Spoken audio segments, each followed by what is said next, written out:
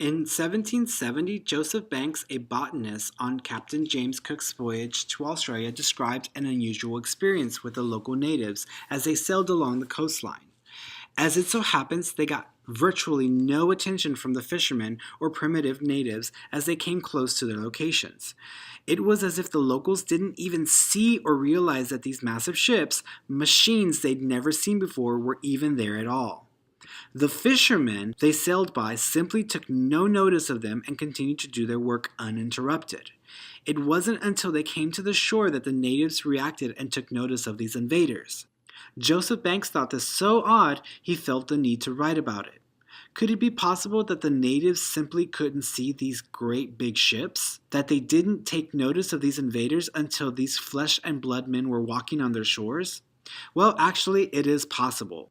You see, we as humans have what's called selective focus or attention. We see or experience only what we are trained to. Through years of conditioning and training from our families and interactions, we form a sort of filter about the way we encounter the world.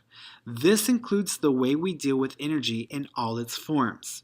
When we encounter various forms of energy, our minds begin to find ways to understand and make sense of that energy.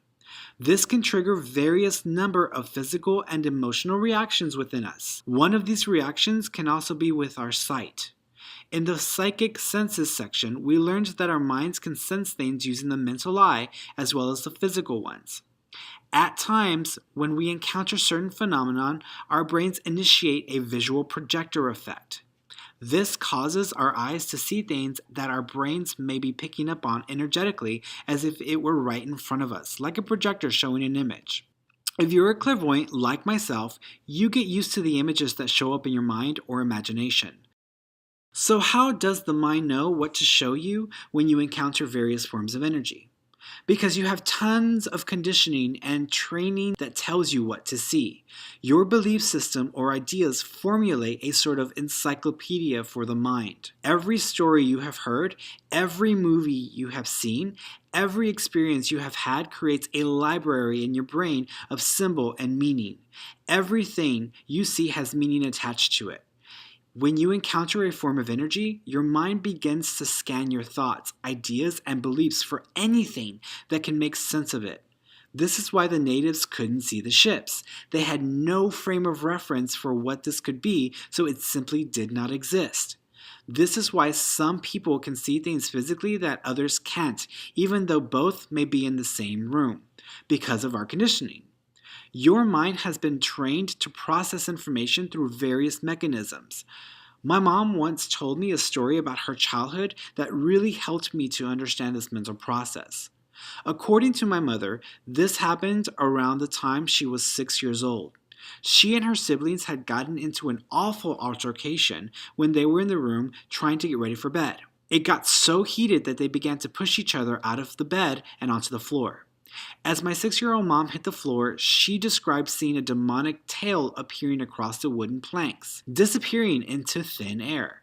It scared her tremendously, and she quickly began to scream, rushing back into her bed. Her siblings didn't know what was happening or why she began to act so hysterical. If you ask her, this reiterated for her that all of the stories she had been told in church and by her parents about a devil with a tail were true. To this day, this experience has scared her and leads her to believe that there is real evil out there, and if you don't behave, it will come and get you. Personally, for many years, I thought that the idea of demons was preposterous. I mean, red monsters with horns, a tail, and pitchfork that lived in the ground? Come on. Oddly enough, I did believe in angels. The idea of beautiful winged beings that were the workforce of God himself, it resonated in my mind and in my human heart. Over the years and through various experiences, I've come to understand what causes these phenomena and what may actually be happening when such experiences occur. Your mind has been given tons of information all your life. You have been fed thoughts, ideas, beliefs by your own family, friends, and human culture itself. For my mom, it were the traditional teachings of the Roman Catholic Church. These teachings were hardwired into the mind, causing the subject to see and experience things in a specific way. Think of it this way. Every smartphone uses an operating system. I'm a Mac boy, so my iPhone uses the iOS operating system. Android users have another operating system. This operating system is essentially a set of instructions that tells the smartphone how to do what it does, how to handle calls, text messages, pictures, and internet browsing. Without this operating system, your phone would be useless and wouldn't know how to operate or use the signals and data it gets from the cell towers on your internet connection. You are just like that smartphone. You have been programmed by the operating system of your parents, teachers, religious, and cultural beliefs. This means that your mind only deals with things in the way it has been conditioned to do so. I've come to realize that demons and angels do exist, just not in the way that you think. Let's break each archetype into its prospective meaning. An angel is a pure form of energy that represents love, light, positivity, and joy, while the demon represents maliciousness, anger, hatred, and so forth. These archetypes represent real emotion and mental energy, and sometimes enough of that energy can come together and form a wave or a surge. When your conditioned mind encounters these various forms of energy, it begins to look for correlations in your memory of what this may be. If it has no frame of reference in your mind, you may not be aware of it. For others, like my mother, a devout Catholic, you have a storehouse of knowledge that can immediately be used to identify this energy. In her case, it was a demon with a tail due to the energy of her interactions with her siblings. Your belief or mental filter will turn this energy into something identifiable. At times, this may even correspond to your own passionate beliefs, thereby feeding them further. Energy is energy is energy. There are various forms of energy, good or positive, bad or negative, and so on.